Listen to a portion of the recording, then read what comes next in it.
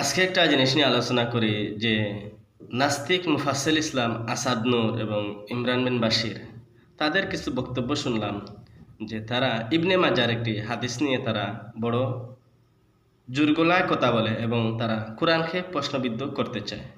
তারা বলে ইবনে মাজার একটা হাদিস আছে, আমি হাদিসটি দেখাই কোনো ভূমিকা ছড়াই, এখানে আমি দাগ দিয়ে এনেছি, রেফারেন্স সহ উল্লেখ করেছি। তারা বলে যে কোরআনের দুইটি আয়াত নাকি ছাগলে খেয়ে ফেলেছিল।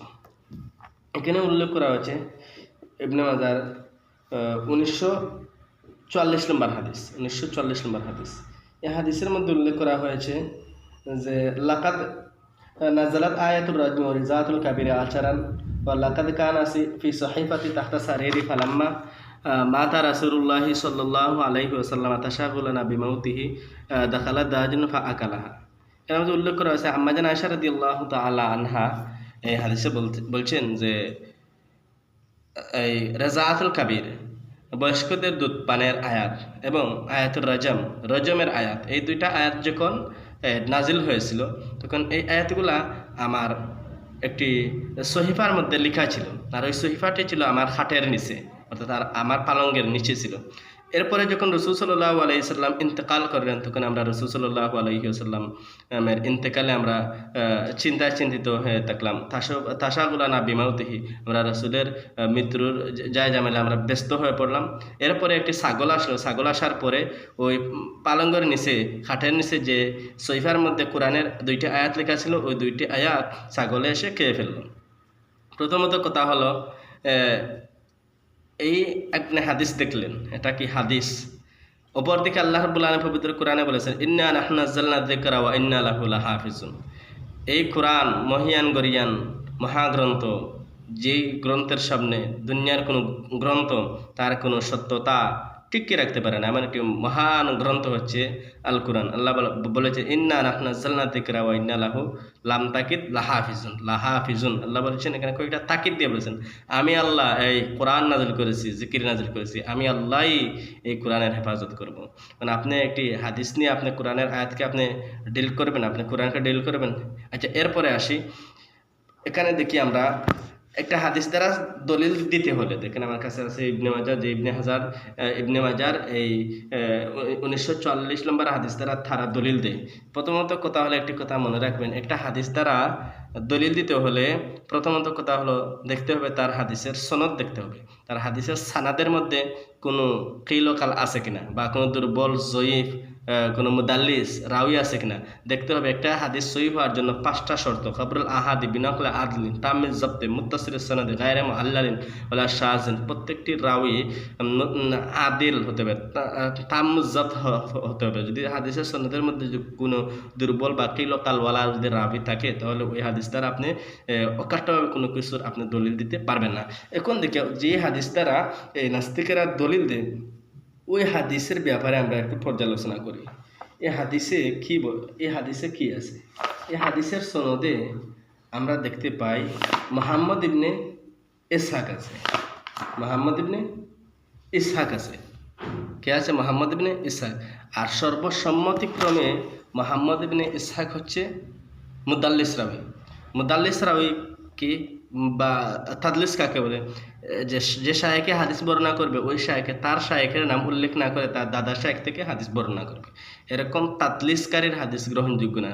মুদাল্লিস রাওয়ির আনা দ্বারা যদি হাদিস বর্ণনা হয় তাহলে এই আনা তাদলিসকারীর আনা গ্রহণযোগ্য নয়। আমি আবারও বলছি, এটা উলুমে হাদিসের ছাত্রদের এটা বোঝার কথা, বা মাদ্রাসার চৌকার নাসিল ছাত্র যারা এরা বুঝবে এই কথাটা, যে মুদাল্লিস রাওয়ির আনা গ্রহণযোগ্য না। আর এখানে আনা দ্বারা ইবনে মাজাহ যে হাদিসটা এসেছে, যে হাদিস দ্বারা এই নাস্তিক কুলেরা যে কোরআনকে প্রশ্নবিদ্ধ করতে চায়, এই আনা দিয়েই এই হাদিস মানে আছে।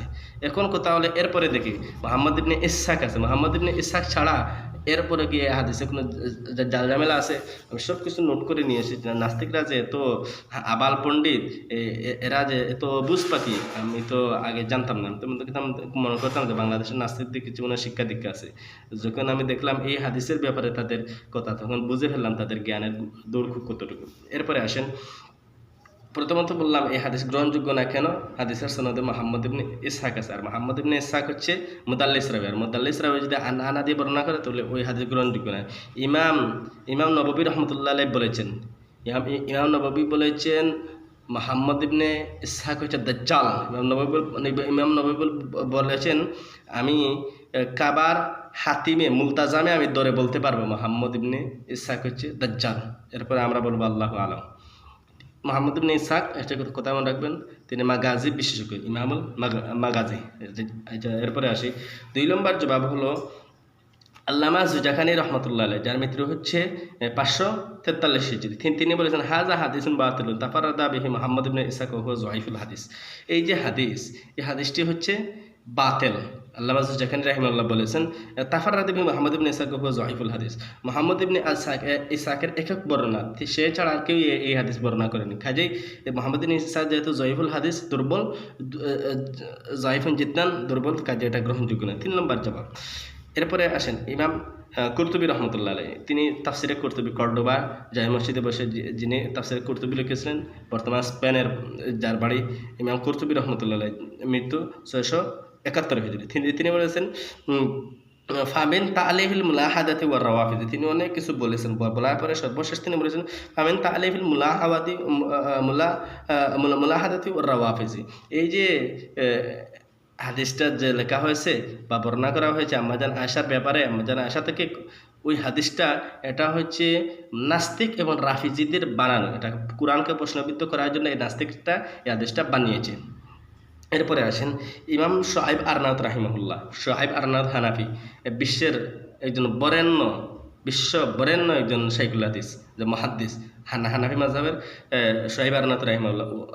ওনার জন্ম হয়েছে 1929 ইংরেজি, মৃত্যু 2016-তে তিনি ইন্তেকাল করেছেন। শুআইব আরনাউত রাহিমাহুল্লাহ, তিনি হাদিসের বহু বড় একজন পণ্ডিত। তিনি বলেছেন হাযা হাদিসুন লাইসা বিসহিহিন, এই হাদিসটা সহিহ নয়। এরপরে অনেক কিছু বলা যাবে, আমি আর নাই বললাম।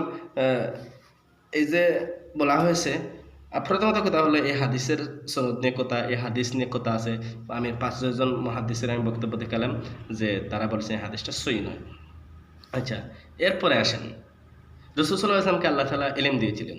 যদি দিয়েও থাকেন তাহলে এই আয়াত যদি নাজিল হয়ে থাকে তাহলে রাসূলকে যে আল্লাহ তাআলা যত ইলম দিয়েছিলেন, ইলমগুলো কয় প্রকার? 2 প্রকার। ইলমে ওয়াহি, ইলমে ওয়াহি মাতলু, ওয়াহি গায়রে মাতলু। ওয়াহি মাতলু যেটা কোরআনে, এরপরে যদি রাসূলকে যদি বলা হয় যে এটা গায়রে মাতলু ওয়াহি।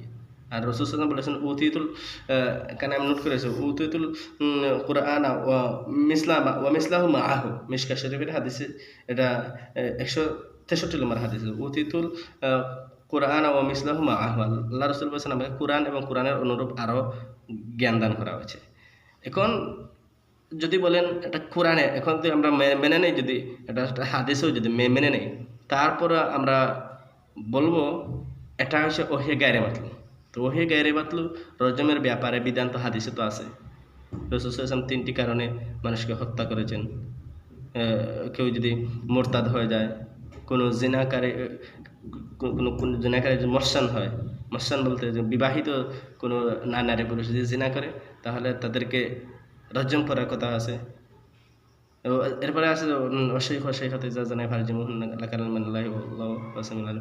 একটা অশৈখ অশৈখাতে যা জানাইয়া ফারজিমুহুমা, এটা আমরা বলবো মনসুখ হয়ে গেছে, কারণ কোরআন শরীফের এক আয়াত দ্বারা আর এক আয়াতের মনসুখ হয়। এটা আল্লাহ তাআলা নিজেই পবিত্র কোরআনে বলেছেন, এটা হুজুরদের কোনো বানানো কথা না। আল্লাহ বলেছেন মা নানসাখ মিন আয়াতিন আও নুনসিহা নাতি বিখাইরিন মিসলিহা। আল্লাহ বলেছেন এক আয়াত দ্বারা আরেক আয়াত মনসুখ করেন, এটা আল্লাহ তাআলার বিধান। বান্দাদের তাকত অনুযায়ী আল্লাহ তাআলা বান্দাদের হাল কোশ বুঝে। কাজে নাস্তিকদের এগুলো হচ্ছে আপাল পণ্ডিত বুঝে না। এই নাস্তিকদের ব্যাপারে বড় বড় মায়া হয়। নাস্তিকরা কোনো কিছু মানে না, তারা তাদের নফসের ইত্তেবা আহওয়া, তারা তাদের নফসের খায়েশাতের পিছনে দৌড়ে, তারা মানে নফসকে মানে। হিন্দুরা পূজায় গিয়ে ভক্তি করে, কিন্তু ওরা কোথায় গিয়ে ভক্তি করবে? ওদের যাওয়ার কোনো জায়গাই নেই নাস্তিকদের। এখানে কথা শেষ করলাম। আসসালামু আলাইকুম ওয়া রাহমাতুল্লাহি ওয়া বারাকাতুহু।